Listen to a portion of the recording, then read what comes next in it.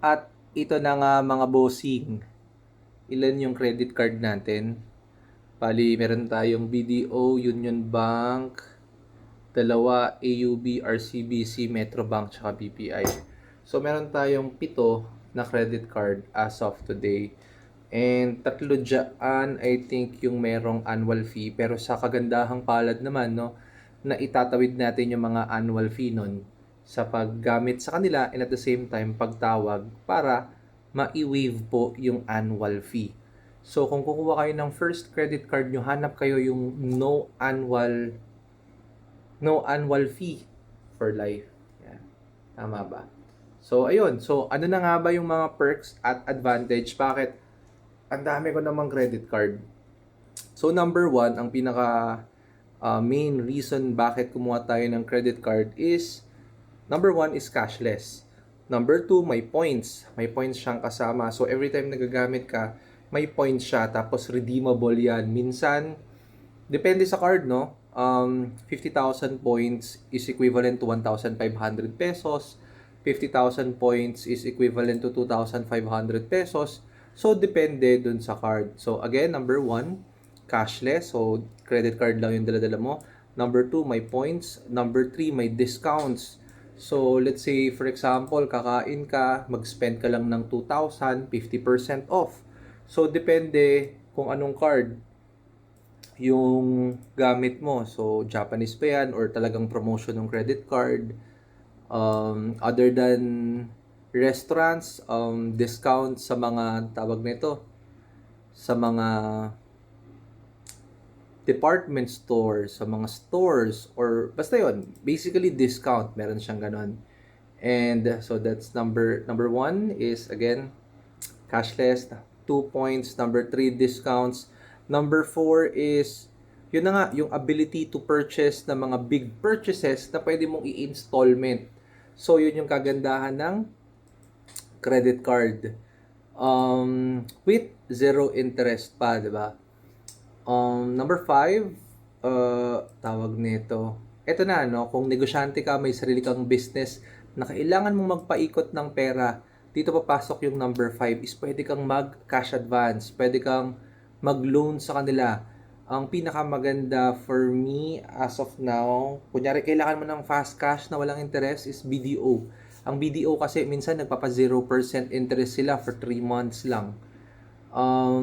Others, 0.59, 0.49, minsan may 0.39, 0.79, 0.70, 0.69, ganyan. So, ayun, 1% minsan kung short lang.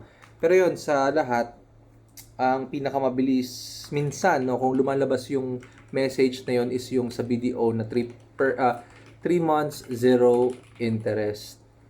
So, yun, no? So, that for me, yun yung 5. Meron pang 6. Siguro kung naririnig nyo na kung frequent flyer kayo, meron dyan mga lounge, no?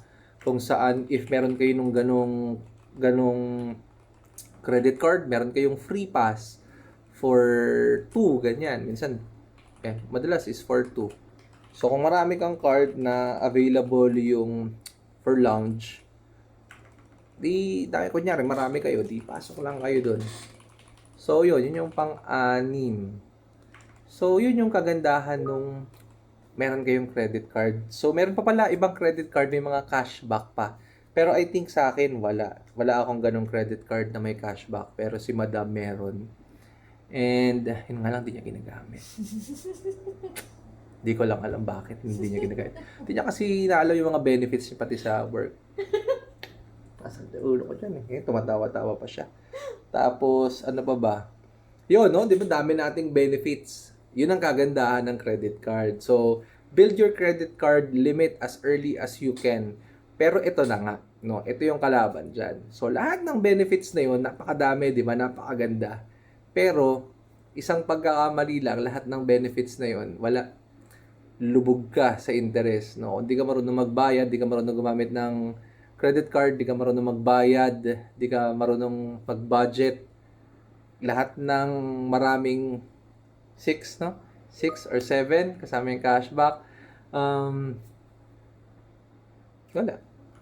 Bali, wala lahat ng benefits na yon kasi kakainin ka ng interest sa pangit credit limit mo, yan, magugulo ang buhay mo kung may credit card ka.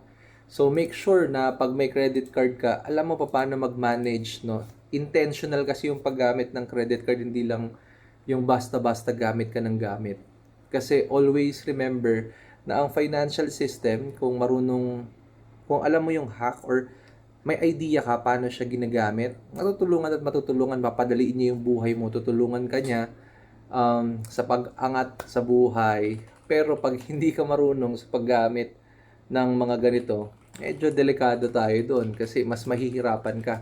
Mas masakit yung mga interest. So kung due date, wag minimum lang, full mo agad. So yun. And for some time, let's say, kakain ka sa labas, bibili ka shopping, bayaran mo ulit. Bayaran mo agad. Pagka uwi mo, bayaran mo. Or set time kung kailan mo babayaran yung credit card mo. So yun lang. That's 6 minutes. Let's go! So good luck! Good luck sa mga wala pang credit card na kukuha ng credit card. And enjoy! Pataasin mo yan kasi I've learned the credit card way, no? Sa aking mga magulang, how it helped them sa amin, yung mga tuition fee, etc. So, ayun, natawid po tayo ng ganun. And, ayun, dami pa, no? Dami niyang tulong if you know how to use your credit card. So, yun lang. Let's go!